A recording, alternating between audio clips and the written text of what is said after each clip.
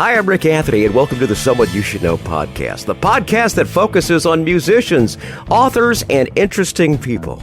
We like to say we're making a difference one artist at a time. So sit back, have a cold one, and get ready to meet someone you should know. Today's podcast guest hails from my old stomping grounds in North Carolina. She's a musician, a multi-genre songwriter who's been really making a name for herself. She was a finalist in the Best Gospel Song category in the World Songwriting Awards, and also the finalist in the Best Alternative Song category in the winter of 2023. She's nominated for ISSA Awards and for Vocalist of the Year, Rising Star, and Songwriter of the Year. What a bunch of accolades for this talented lady who happens to be my guest today, Kimberly Ward. Kimberly, how you doing, hon? I'm doing great. Thank you. Whereabouts in North Carolina yet, hon? Because I have a soft spot for Carolina. My kids are both Tar Heels. They were both born in Fayetteville, North Carolina, when I was in the military there. And we happened to be there at quite an interesting time because UNC wound up winning the NCAA championship in '82, and NC State wound up winning it in '83. So we really and truly loved our college basketball during that time frame. Where are you from? Okay, the eastern part. So I grew up in a small town in Wilson County. I've got to say it just like that because a lot of people have a real southern accent around there. Wilson's about an hour from Raleigh and east of it. And currently I've been in another county called Craven County for 11 years. And that's another hour and a half from the beach. So you're between Hatteras and Wilmington on the beach or on the coast? Pretty much. Actually, that explains it because it's east side. Yeah, east side. You're the one that actually had to pay attention to when those hurricane warnings get issued, right? Yeah, because the beach is about 50 minutes away. All right, very good. It's a good place to be in the summertime. Let's talk about your humble beginnings. When did you start having a love affair with music? Well, when I was a little girl, like most people like to say, and mostly I was playing the piano. So I remember just taking lessons. I was about 7 or 8. And I just remember as far as singing, being in the home and hearing my mom sing. My mom's a singer. Well, not a singer as far as professional, but she's a teacher. Right. But you know what I mean? She still sings.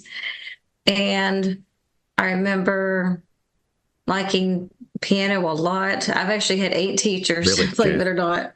So I learned something from everyone. You actually got the skills of piano. I had piano for years too, and I could play the notes, but I could not make the music. Were you singing in school or singing in church? Both, actually. I was in a choir, and I've been in choirs at church and school before. So school, it was a private Christian school. So performing arts was really important there, especially between 8th grade and 12th grade. Very good. Particular singer, songwriter, or musician that influenced your style or your taste in music? Well, there's been a lot. We won't be here an hour, I promise, for that. It just happens to be that Meredith Andrews and I went to school together. Now, we weren't like really close friends, but I like to say every now and then I know her and she knows me. My mom actually taught one of her brothers too. My mom taught one of her brothers in kindergarten. But anyway, Meredith was always singing in school and did a lot of solos. A lot of people knew me more about piano playing. So I guess you could say I did more singing more, later on after 8th, 9th, 10th grade. But anyway, Meredith Andrews, I didn't know then. At some point, she started writing songs. I knew that several years after high school. And once I learned that, I was like, wow, we're only like, it might be about 2 years apart, really. And once I found that out, I started learning all her songs to sing them. And then I'm going to go back to another group. They're called the Rochester family. This is a lot of gospel music and Southern gospel. That's real big, and I'm going to laugh because I've lived in North and South Carolina, so people in those states know about a lot of Southern gospel. So a lot of Christianity, but I was also going to mention a lot of country songs. I like both. Sure. So like Garth Brooks, and I like some of the older ones. I mean, John Michael Montgomery, the ones that people might seem to forget about, or I don't. All right, yeah, because I did country music for about 16 years. Speaking of music, I want to talk about some of these awards that you have got here, or you're nominated for. I mentioned that you were a part of the World Songwriting Awards and the ISSA Awards. Can you talk a little bit about those and how they have impacted your life? Well, it's just exciting when I get nominated. Like some of the things you have to get nominated, and some of them I just put in a contest, or my promoter does. And what do you say? How they affected my life? How they changed my life? Oh, it made me feel better as a musician because you hear people say, "Oh, I like that song," or "You sing good," and I'm not saying I'm not thankful. Of course, I am. But then when more and more people hear like some of the lyrics I've written or a song or whatever it is, some people just go on and on about the lyrics and not really the music. It just depends on what people like. So anyway, back to your question, it really makes me feel good as an artist that it's making an impact somewhere enough that these organizations, or I guess you could say they call it recognition. So I would say being recognized as an artist and someone's appreciating what I'm doing and they're liking it, and not just, oh, hey, I like your song and that was real good, but enough to make me want to keep going. It's nice to have good motivation. It's like there. My job being in the radio. I mean, I've never made a fortune in radio, but if I have an individual says something, if somebody had a really bad day today, but you played a song just brighten up my whole day, that's something that I can't quantify to my accountant, but it's just something that I can quantify in my heart that keeps you going. It's just like you go to a gig or something like that, and someone said, something, that song really touched me. Thanks so much for singing it. That I could understand it. I really get that. Enough of us yakking here. Let's hear some of her music here. The first song we're going to feature is one called "It Was Insanity." What is the backstory on "It Was Insanity"? Well, that one's a little personal story. That is the very first one I wrote. So that's now been about 7 years ago. And that started out as a poem. A couple of mine started out as a poetry. It actually has to do with something someone told me in my life, a professional person, and getting advice, I guess you could say. And it was something they told me very directly. It's funny now. It wasn't really that funny then, but they said, "Kimberly, what you're doing is insanity." And one of the things, I'll go and tell you, I don't mind, because it's part of my story. One of the things they told me is I was trying to get promoted at a job and it just wasn't going to happen because I had tried almost 2.5 years. So I was like, okay, this isn't working. And I also wasn't really, really happy there. So I was okay with that. And that's about the time I wrote that, within 6 months. All right. We're going to feature that right now. Here is "It Was Insanity" from today's podcast guest, Kimberly Ward.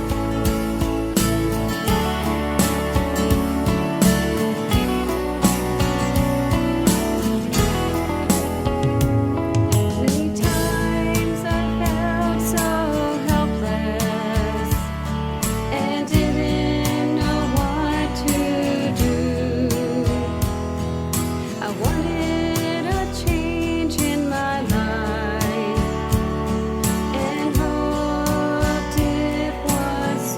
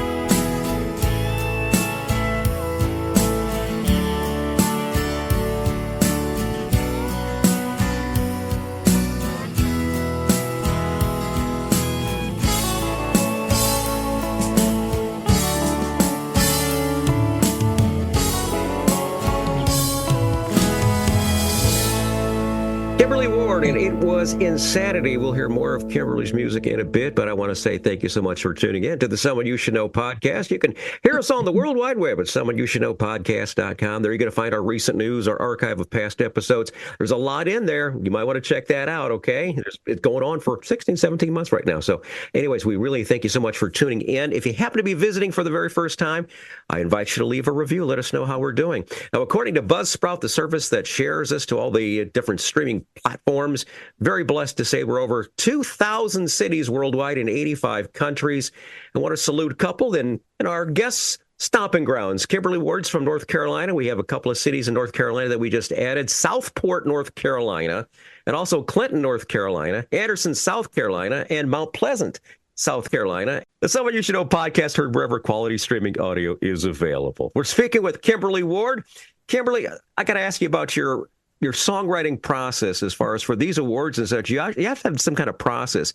Are you an individual who's disciplined, who actually takes the time to write, or are you an individual who just happens to have a notepad or an app on your phone and says, okay, that's a great lyric line, let me write that down or whatever? How does your process go? Well, I'm going to say both because I've written songs both and just exactly how you described that. I've actually written lyrics in my car driving. Not all of mine are like that, of course, what and left. I have literally written maybe 4 to 6 lines when I was driving to one of the trips was to Nashville, Tennessee. And I've actually written several on the way there. I don't mean like a complete song, maybe like 4 lines and 4 lines of a chorus, but no, normally speaking, I am sitting down in the bedroom or on the couch or at the beach. I can name a lot of places. So that could be a whole nother hour for another day, but basically I'm getting inspired from things that people tell me. A word or something you might hear in conversation. It's like, there you go. That's a great thing. I am, Kimberly, I'm like that too. I worked for the All-Star Radio Network for 19 years, and a lot of the stuff I did was spoof commercials, spoof songs and stuff like that. Oh. And I'd always have a notepad by the side of the bed because I'd usually wake up with something, or just, as I'm settling to sleep and all of a sudden the mind is kind of kicking in, or either that or in the bathroom next to the throne. It was just always seemed to be one of those spots where you always got the creative vibe for whatever reason it was. How's the... well, there you go. I've got my notebook handy. I'm writing a few things here. This is like an example, 2021 board music folder, July through December. And I normally go about 5 or 6 months on one notebook. It doesn't mean they're all songs. Some of these are like maybe, hey, today this happened in the grocery store. And, I literally would journalize, I guess journalize is a word, journal things, journalize, and then sometimes it's going to be a song in the middle of that. I just never know what I come up with. When they release your movie. There you go. Yeah. Okay. That's what I was thinking on 2021. How's the Carolina music scene? What is the big thing there? Because I remember growing up, spending time there, beach music was huge. Was always, the shag music scene, I'll never forget that. That was very, very, very huge. Also, I know country was big there. I'm going to go ahead and mention North and South Carolina. I lived in both states, and I live not far from South Carolina at the moment.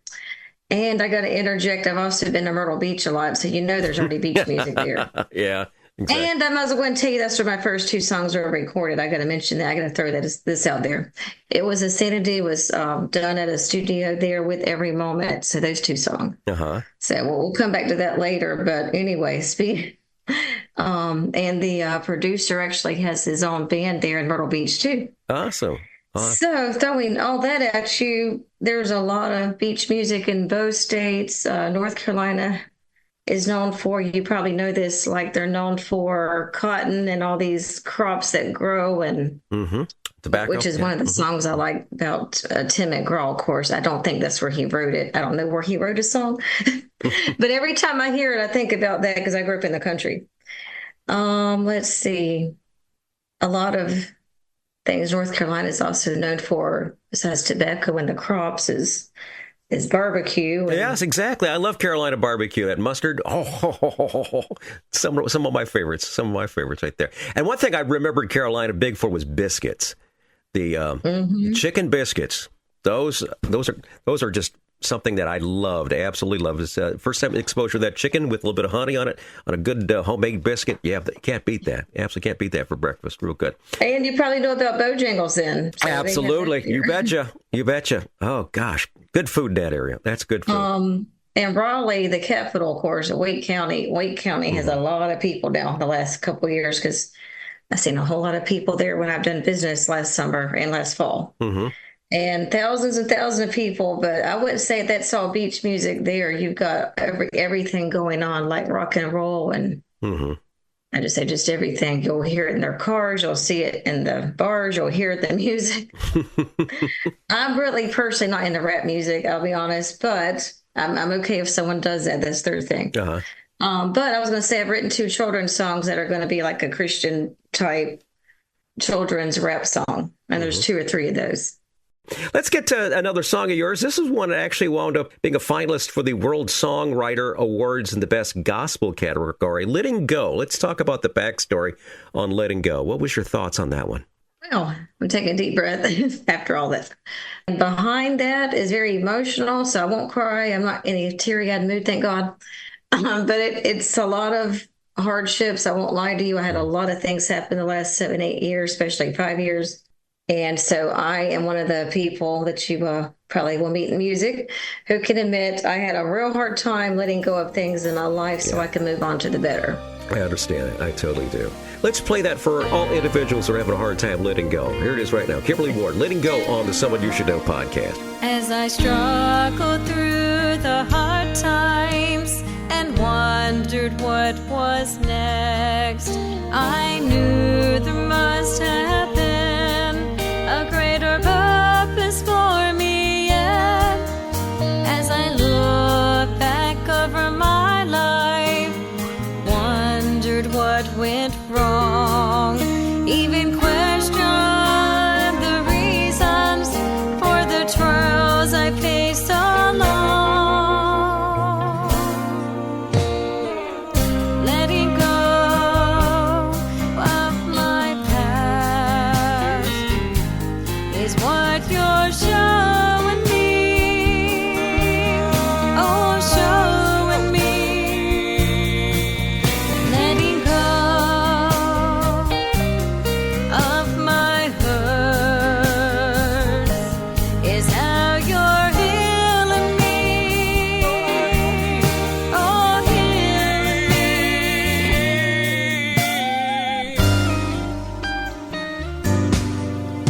As I carried all these burdens, felt nowhere to turn, you placed others in my life who showed me lessons to learn.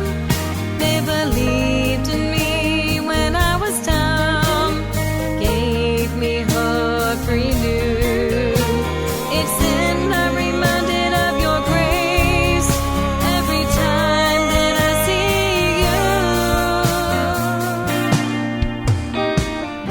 Letting go of my past is what you're showing me. Oh, showing me. Oh, letting go of my hurts is how you're healing me. Oh, healing me. Oh, letting go. Letting go is so hard to do, and I've been fighting to hold on to, but you're always there to keep me strong. Letting go of my past is what you're showing me. Oh, you show me. Oh, showing me. Letting go of my hurts is how you're healing me.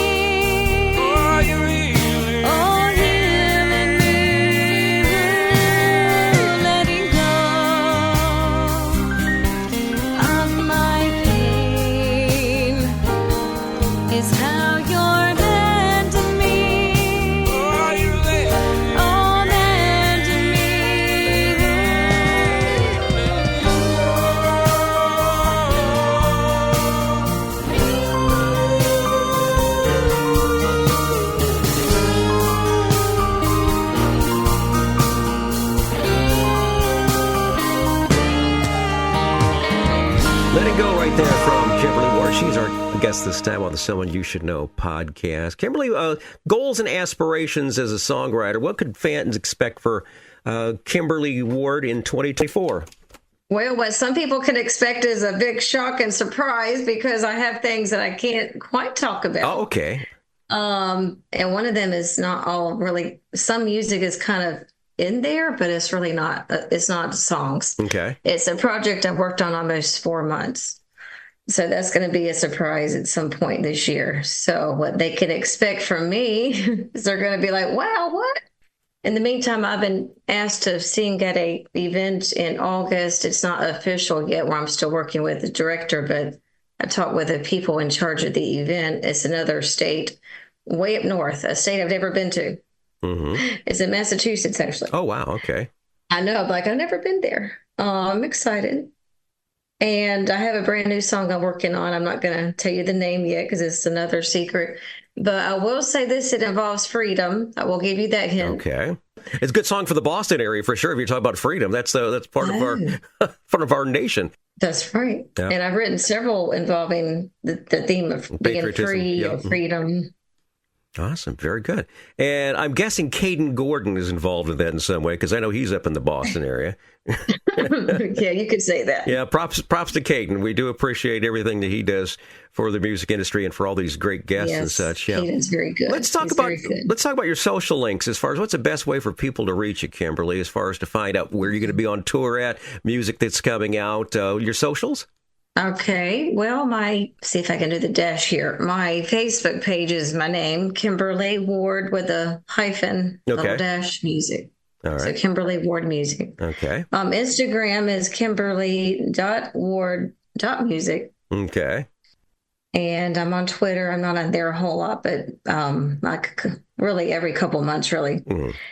The main thing is Instagram and Facebook, and then my website, which is www.kjwardmusic.com. All right, very good. We'll put those onto the show notes. So if you're happy to be driving right now and you're wondering, oh, I'd like to write that information down, just check the show notes when you get safely to work or get safely home, and we'll have it all for you. Kimberly, the next feature is one that I love to talk about. It's something we ask all musicians and actually all performers and such. It's called Tales from the Road. These are those infamous road stories where things didn't go quite as planned. Now, you've been involved in this business for a while there and performed out here and there.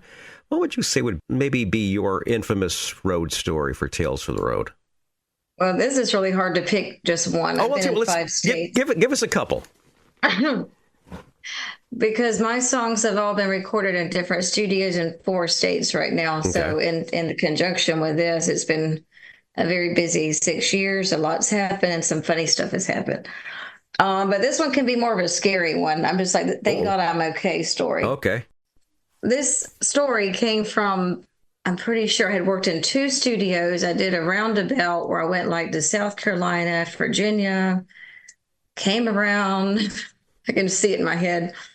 When I mean Virginia, I mean Richmond, Charlottesville, where I did Because I Did. We're probably going to mention that soon. That's way up there in the mountains. It's way up there to me compared to where I'm at, which is Marion, Virginia. And I remember coming back through whatever these cities were and down to North Carolina. And I was starting to talk to a few stores that I was hoping would sell the CDs. Some of them said no. Some said yes. And I'm going to mention that because this is about where it happened. I forgot the city, but it was not far from Fayetteville. I mean, this was not like a city you would hear about. You just wouldn't know where it is unless you'd been there. Right. Back then, I had a Dodge Dakota truck about 11 years. And yes, I did drive the truck sometimes using my car. I had a car too. Okay. And by the way, what I'm getting ready to tell you, I was by myself. There was nobody but me and God. I was probably going about 60 miles an hour, 70. And I heard this noise. I'm like, okay, this doesn't sound good. But besides hearing the noise, you immediately know when you're a driver, your tires, something's shaking, you know something's not right. Exactly. Something is off, something is not right. And so obviously the first thing you do besides you look out your window is you decrease your speed. You don't go fast, you go slower. And it's a good thing that I did that because it wasn't long. It wasn't like 30 minutes later. It wasn't long, maybe 10 or 15 minutes. I went ahead and decreased speed, put my flashers on, things like that, and was able to get off the highway. Excuse me. And of course, I'm not a mechanic, so I don't know what's wrong. I was able to get off the highway and kind of like, this doesn't sound good. And I was going to tell you two things. One happened to be something with a tire going on. That was a big problem. And it was sure big because I could just tell something is not right. I managed to get back in the truck, keep driving, going another couple miles, but very slow. I mean, like 10 miles an hour, like very slow. Like if something happens, at least I can throw the car or the truck and park. Well, lo and behold, I make it to an exit and I don't even know who I talked to, whoever I could find. Now, go ahead and laugh. I'm a female traveling alone sometimes. So I'm like, I need to find a man. And I really hope he knows about cars because sometimes they don't. I'm like, oh, you're no help to me. I wouldn't be any Anyway. help. I would not be any help to you. Maybe not you, but somebody would. Yeah. Anyway, I don't remember who the first person I asked, but someone looked under there. They go, ma'am, you need to get to a tire shop pretty quickly. He's like, your tire rod's about, pretty much off. Mm-hmm. I was like, oh, Lord. I didn't know what all that meant, but that does not sound good. No, it does not. Sounds expensive, too. Yeah.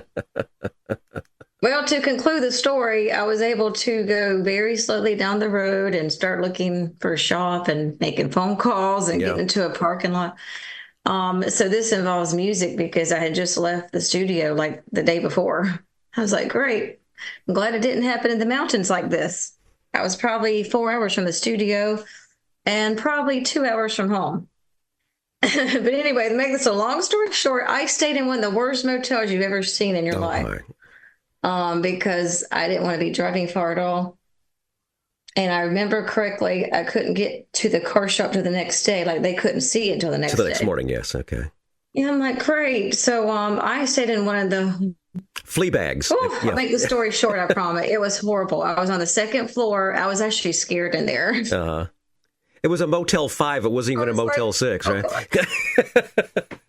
No, it was some name that you never hear. It's probably some private company. Okay, so let me go and tell you this much, and I'll make it short, I promise.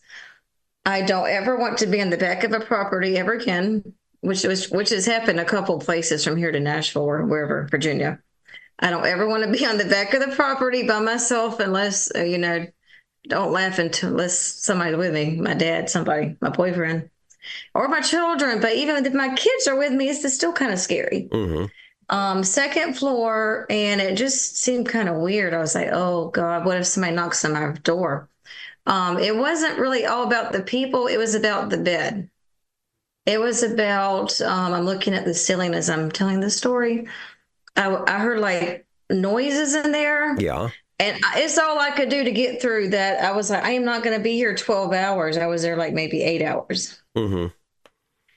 So besides all that, I was able to eat food at the restaurant nearby, things like that. I was like, oh, God, get me out of this place. So as an experience, you look at it this way, though, if that which doesn't kill us makes us stronger, you've got that behind you now. And, if it happens again, you know what to do. And that's always fun. I always love stories like that because it always teaches us, we always grow from it. And it's one of those things where you could sit back after a gig or something like that, we have a cold drink with friends and stuff like that. It goes, I'll never forget the time I was in such and such, that town. Oh, I'll never go back to that town again type thing. Or take people with you. Oh, yeah. There's a lot of people said that there are certain towns that they will no longer go to just because of an event that happened there that was so embarrassing that they will not go to a specific venue anymore or because of this, that, and the other. Anyways, well, thanks for your Tales from the Road. That was very interesting. One more song we got here before we're going to go is called Because I Did. We started talking about that a little bit. What's the collaboration on this particular one? Tell me about this one. To make this face, I really think you've heard it by now. I really think it's one of the funniest songs I've ever written. I don't know. I'm just me. I like to be free. I like to be different. Mm-hmm. And since I grew up in the church, I'll go ahead and make it short, but a lot of people kind of judge you for things like, oh, yeah. God, they've got issues. Oh, yeah, exactly. So, they don't want to talk about it, but sometimes I would. And they're like, okay. So anyway, I'm telling you all this to tell you, I came up with a song called Because I Did.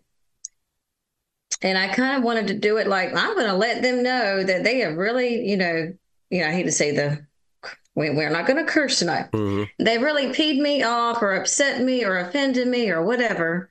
So I got all these emotions in this song, like I did what I did. And a lot of people did ask me questions. I am not joking. It wasn't just 2 or 3. It was a lot of people. Mm-hmm. And I was like, oh, God, I'm so tired of their questions. So that's it. We're going to have a song. This is your version of Harper Valley PTA is what it is, really. It's like, let me just write this song. All right. We're going to play that now to close our show. Because I Did. Kimberly Ward, thanks for being on the podcast. We do appreciate it. And you're now part of our ever-growing and very large family of family here on the Someone You Should Know podcast. Thank you. I enjoy talking with you. All right.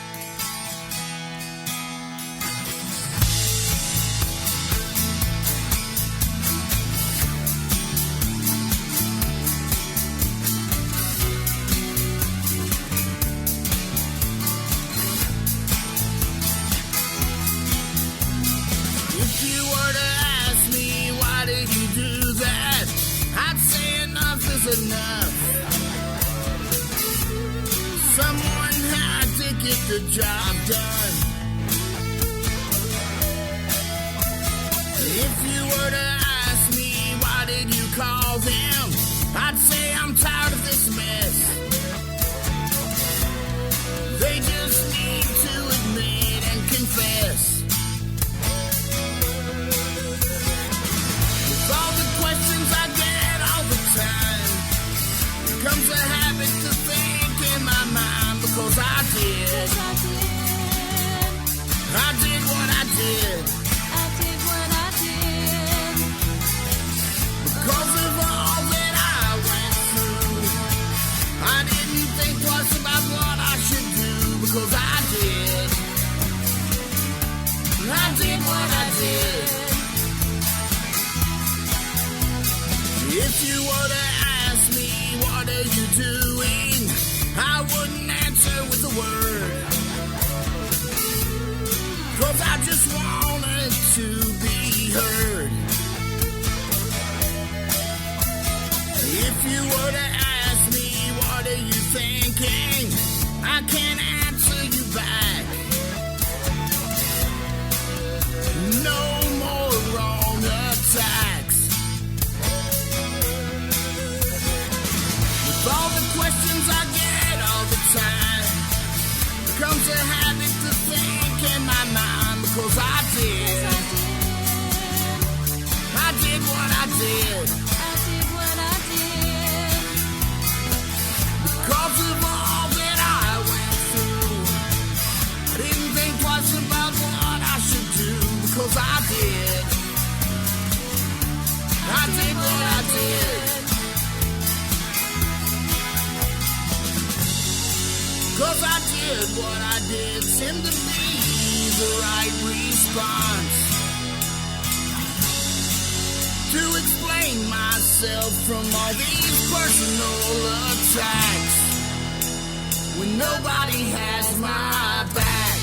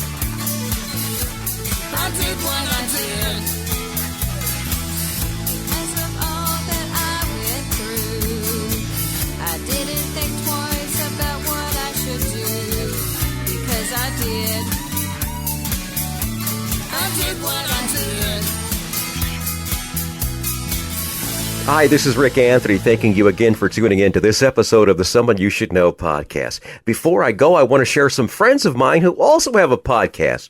Give them a listen, and I invite you to check us out next time right here on the Someone You Should Know podcast. All right, here's my friends right now from the Rock and Roll Chicago podcast.